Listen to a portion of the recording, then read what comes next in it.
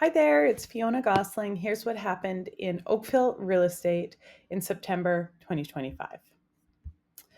So, this graph is just showing our average sale price year over year going back to 2017.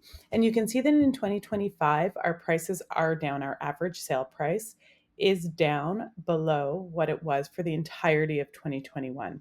So, what I'm doing here is looking at the average sale price each month and dividing it by 12, or in this case, dividing it by 9. So we're missing some data points, but the trend is looking like our average sale price is down below what it was in 2021. Still well above what it was in 2020, but that is a trend that is kind of holding strong. In 2023 and 2024, although we had low sales volumes, prices were holding on well there. So then this chart is looking at our average and our median sale price every month going back to 2019. And what I find really useful about this chart is that although every month I look at what the average sale price is and the median sale price is of a property in Oakville, it's not accurate to look at that in its entirety or to see that it's down 1 month and that means that the market is down significantly.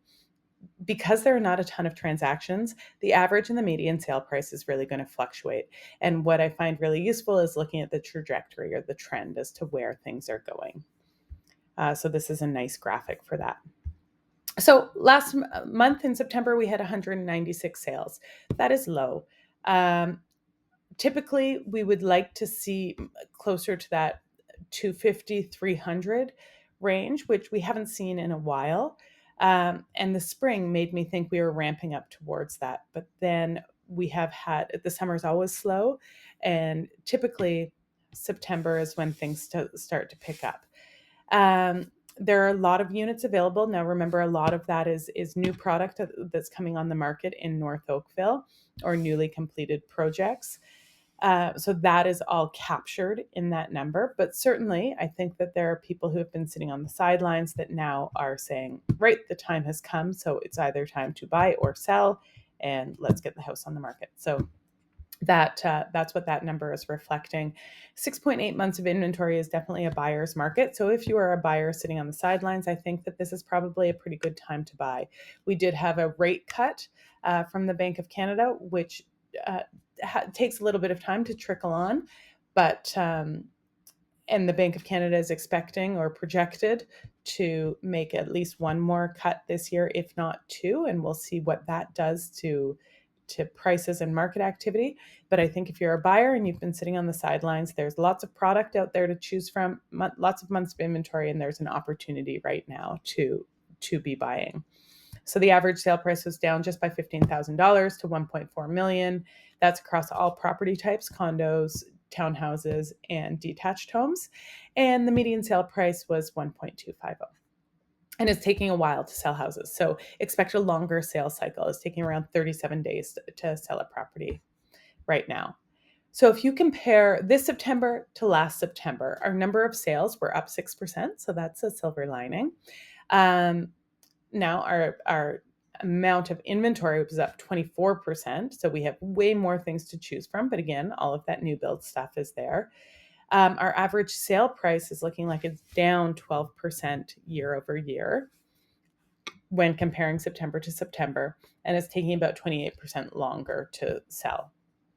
Now, it's important if you're looking at with those average sale prices, are we talking about a detached home where the average sale price there is 1.850?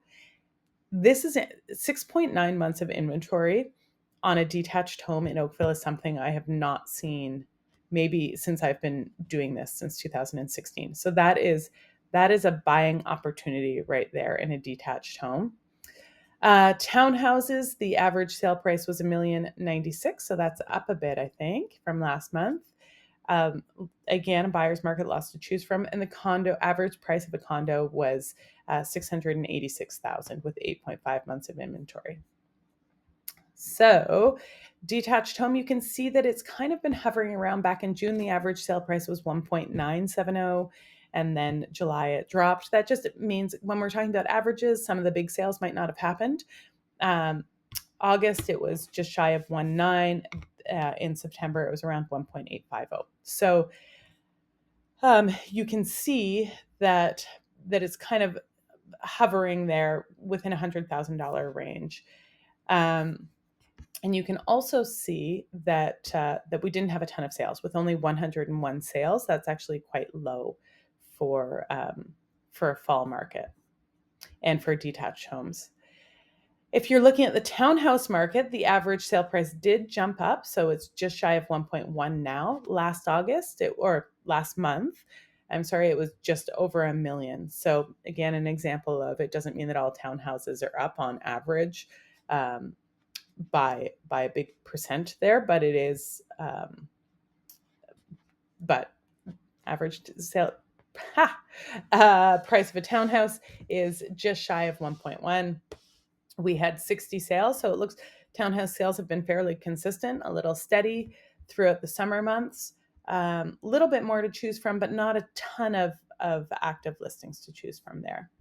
And then when we look at the condo market, you can see that that we only had 35 sales, and the average sale price this past month was $685,000. If you had any specific questions about the market, or you wanted to know about current opportunities or bright spots in the market, don't hesitate to reach out. If you're just kind of starting to think about the process, I've had a number of consultations with first-time home buyers recently, so happy to have a discussion with anybody who's thinking about getting into the market, or kids who are thinking of getting into the market. And I've also had quite a few discussions with people who are trying to downsize and looking for the best way to navigate that. So any specific questions, don't hesitate to reach out, and I will check back in next month.